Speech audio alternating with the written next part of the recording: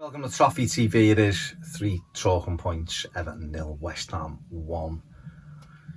In a dreadful game of football, really. I've normally got 3 things that I really want to talk about, and I'm struggling today. The first thing, I guess, just the performance, really. It was an awful performance. An awful performance. There was no, particularly, I don't think, defensively, it was what it was. They didn't have many chances till the second half. But in the attacking play was shocking today. It really was. Obviously, Bernard coming, he done well at Sheffield United, but tonight it just didn't work. I didn't think he was very good at all. Richarlison was poor all night and has been poor for weeks now. The thing with Richarlison is he's been there and done it and proved he's an excellent player. And that's why it's more frustrating in a way that he's just not at it at the moment. But our attacking play from other players, Coleman, when he got in the final third, it wasn't good enough. When Decore, some great work up until the edge of the box, and then a terrible pass. Sigurdsson was a non-event all night, so until he was subbed. So the attacking play really let us down tonight. We should have been troubling Randolph. You know, the lad doesn't know he's playing until 15 minutes before kick-off or whatever it was. We should have been firing shots in at his goal all night, and we didn't. Everything side to side. It was really an awful aspect of our game tonight, and probably the biggest key why we ended up losing the game. So for us, that's got to improve. We saw James Rodriguez come on. He didn't look fit when he come on, but he was trying to get us going. But it's clear that we need to invest money in that final third, whether it be a winger with real pace who can run at teams and put them on the back foot. Because otherwise, we end up doing what we did tonight, which was almost a 4-5-1 and hitting it to Dom, and it wasn't really working. So that was a real frustration tonight and real disappointing. Second thing I want to talk about is the substitute of Dominic Calvert-Lewin for Cenk Tosun. I just thought it was a really poor sub by the manager. I just didn't see any point to it. Richarlison was doing absolutely nothing and hadn't done anything in the game all night, where Dom is likely to get you the goal. And I would have thought it would have made more sense if you want to bring Tosun on. I personally would have put Nkunku on for some legs in that last 10 minutes to maybe get up and down the line.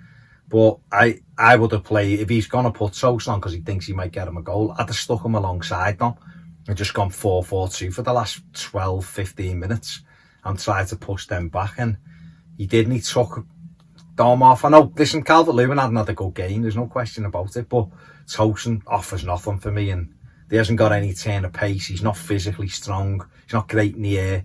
You've got to get him the ball in the box.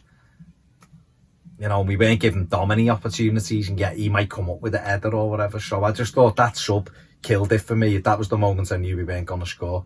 And lo and behold, we get beat. But I thought it was a strange one. But listen, it is what it is. The manager took a chance, probably thinks Calvert-Lewin looks tired to give Tosun a go. But just for me, it wasn't the right one tonight. That was just my opinion.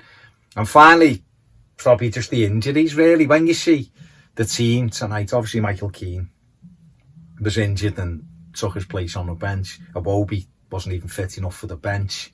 We're having to bring James back probably a few days earlier.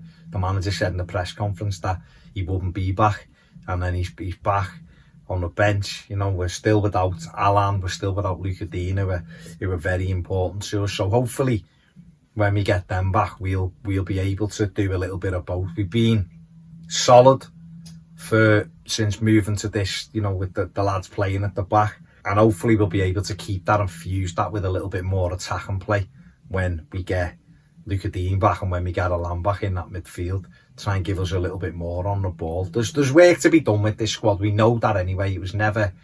We were never gonna go from being the 12th place team in the Premier League to, you know, being able to finish, you know, being in a title race, which where we are in the league, we're doing very well, but probably ahead of where people thought we would be. But it's a mad season. It's just so frustrating that having got ourselves in a good position, we're losing games like this, and it's because we have a lack of quality to bring on. We've got no one really off that bench who can change the game for us. So getting them injured players back I guess it won't really give us that, but it'll give us players back on the bench who are playing now.